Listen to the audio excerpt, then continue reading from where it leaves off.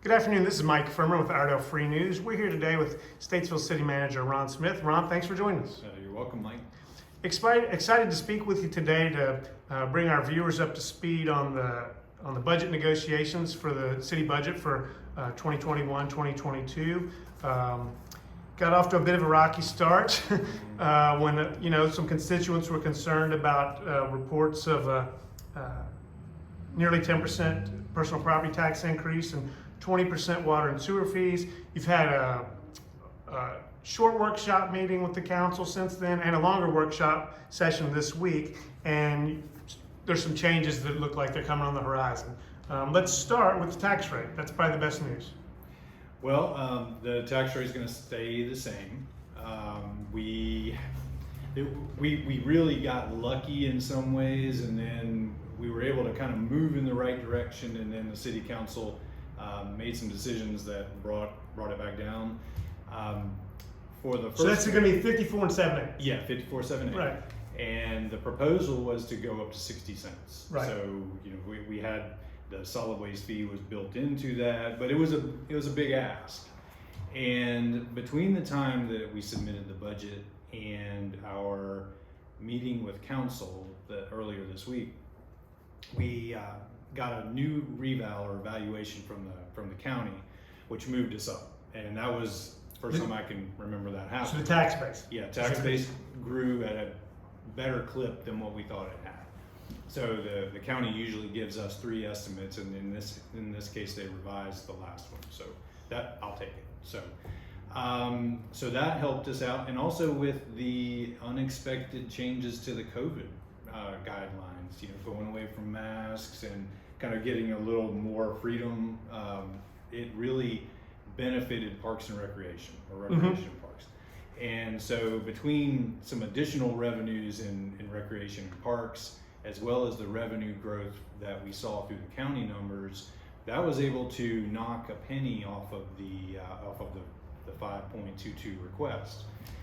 So in that 60 cents, I had 3.22 cents, or really about 3.24 cents, in to replace the revenue that we would lose by doing away with our solid waste fee.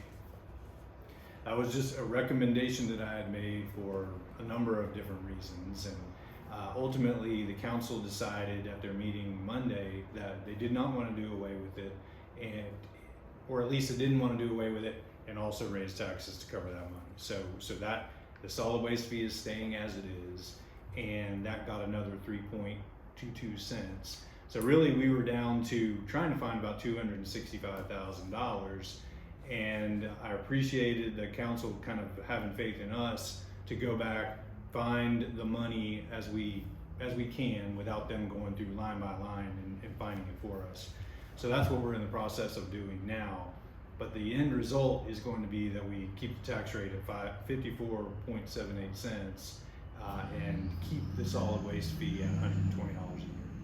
And the other big decision, I guess, was to finance construction of the new fire department. Yes. Yeah, we earlier this year, the council made the decision, because we were building a close to $6 million fire station. Our fund balance has been very healthy, and made the decision to pay for that project out of fund balance. However, we have some big needs coming up. There were some capital needs not funded in the budget that we may end up having to fund, and that type of expenditure is appropriate for fund balance. So by moving the station out of fund balance entirely, and we'll take on debt to pay for it, but it frees up that $5 million or roughly $5 million in fund balance that we can use for any number of different things, and it gives us more flexibility moving forward, because we do have other major construction projects that are going to be coming our way in the next several years. Well, I think one thing that Councilman Morgan mentioned a couple of times, borrowing money's pretty cheap right now. It is. Interest rates are still pretty good. Let's talk for a second about some of those other looming capital projects and things that you're taking on. I know one is the new roof for the Civic Center. Yeah, we've got that one already basically covered. Okay. And Civic Center being an enterprise fund, it's going to pay for it out of Civic Center funds. So a lot of that comes from like hotel taxes and Yeah. okay, and events there. Yeah.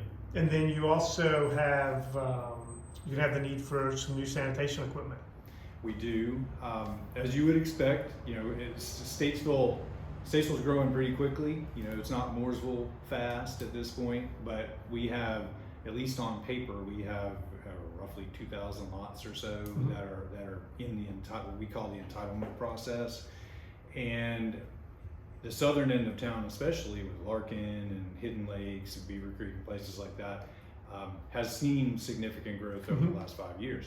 So as you would expect, if you're adding 1,000 homes, you need more sanitation vehicles to pick up trash and recycling and all that. So we have the need for 2, but we're going to take some time to do an analysis of how we perform the service and make sure that before we spend close to $1 million on it, that we're accommodating new growth and we're figuring out what's coming and how does that impact us as well. Then I'll probably end up having to go back to council and say, this is our plan. I think that the trucks are still going to be needed, and then make that ask then. Okay. Now you don't have a across-the-board raises for all city employees in the budget. Statesville employees did get raises last year, and when there was not a tax increase, which during the pandemic is pretty good.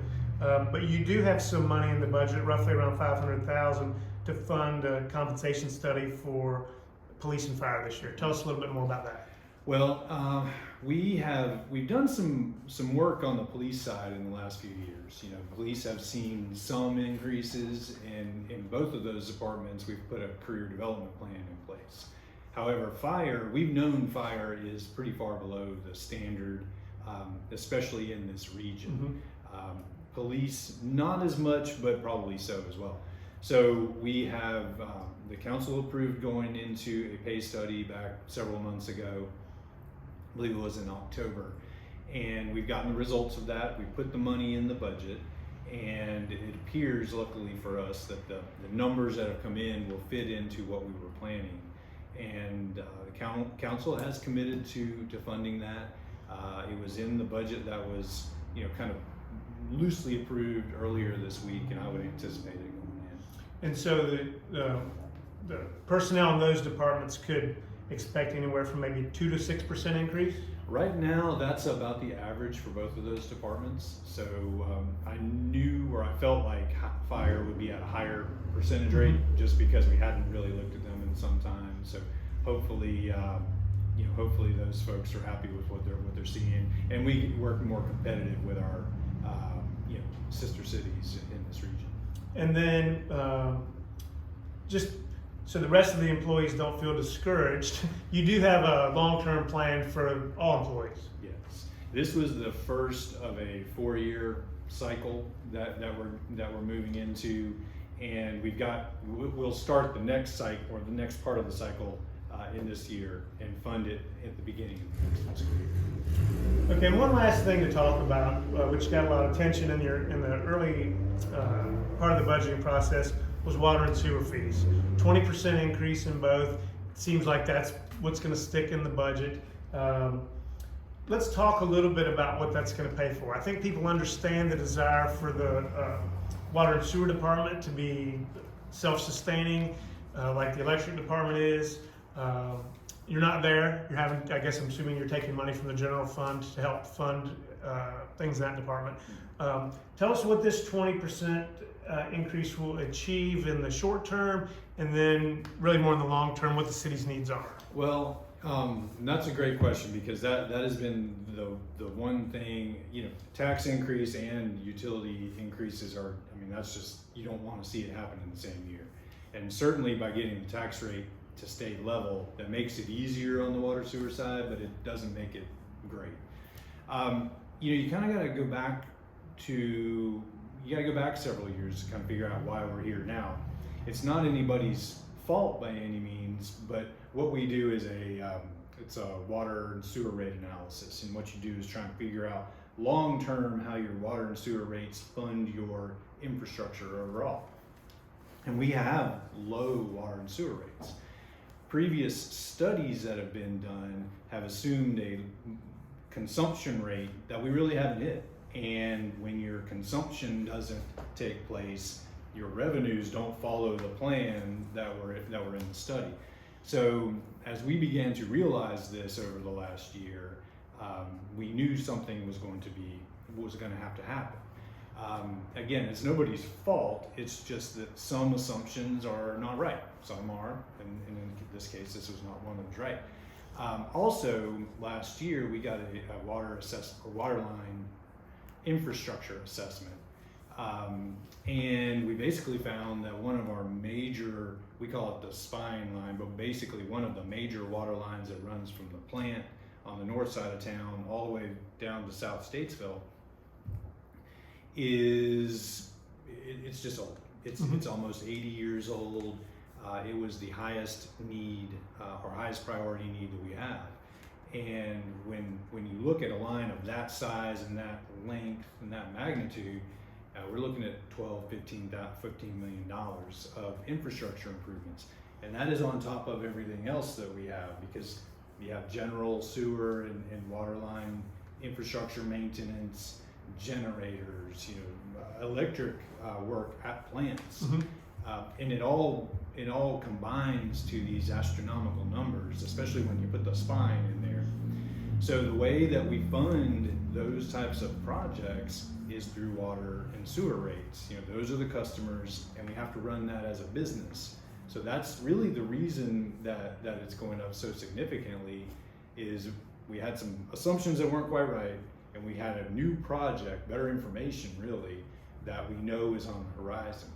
And really the conversation with the council was really productive, and I thought that there would be more pushback, but when we explained how it all worked, and understanding that if you don't go up pretty drastically on the front end and try and level it out over years, that big increase doesn't carry through in the rates, and you don't get to, we'll run at a deficit.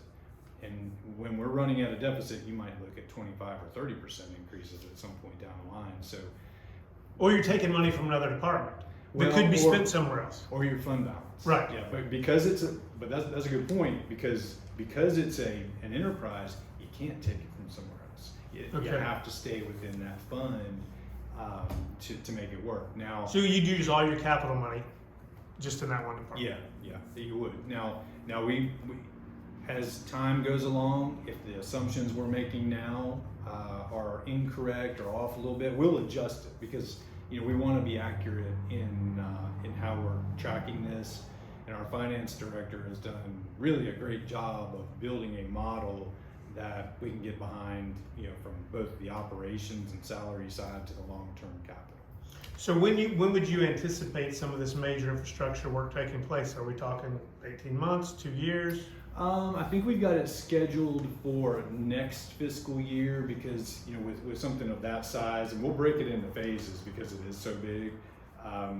We'll have design. You get to spend a lot of time on design, and maybe even, depending on how it all flows, maybe even at right-of-way acquisition. I'm not quite sure, but it's going to take us some time to ramp up to it.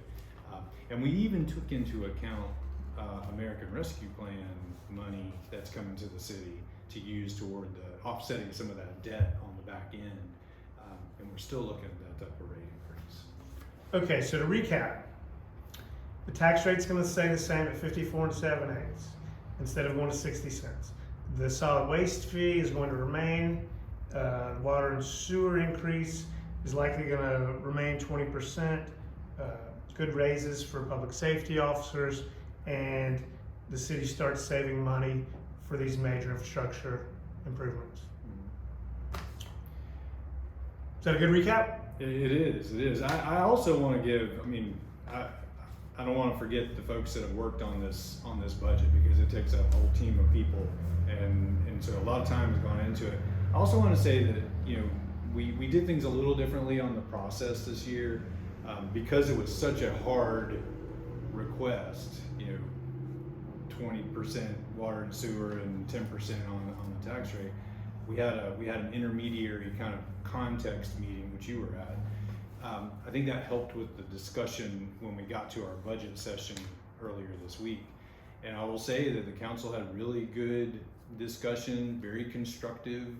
Did not agree on everything, but that was okay. You know, they moved us through a series of very difficult items, big picture items, that ended up with this budget that we have. And I liked that, the way that last meeting took place, and I thought it was very, very constructive. Okay, and the council's scheduled to vote on the budget at the June 21st meeting? Yes. Well, Ron, thanks again for taking the time to sit down with us today and explain this long, drawn-out budgeting process, and we appreciate the work you're doing. You're welcome. Thank you.